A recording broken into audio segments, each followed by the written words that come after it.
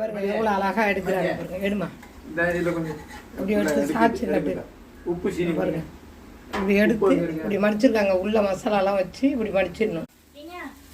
பாருங்க எவ்வளோ அழகாக அந்த கப்பில் எடுத்து அந்த கப்பில் வந்து பொத்து பொத்தையாக 3 பொத்து இருக்கு.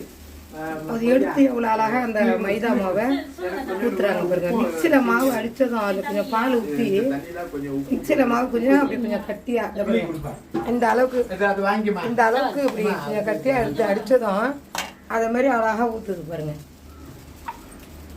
பரோட்டா சுடுறதுக்கு தண்ணி ஊற்றிருக்காங்க. 1 கிலோவுக்கு ஒரு எத்தனை கிராம் இருக்கும்? ஒரு 150 கிராம் தண்ணி, கொஞ்சம் சீனி, கொஞ்சம் உப்பு போட்டிருக்கோம். 1 கிலோ மாவு போடுறாங்க பாருங்க. அந்த 150 கிராம் தண்ணியில் கொஞ்சம் உப்பு, சீனி, எண்ணெய் கொஞ்சம் போட்டிருக்காங்க.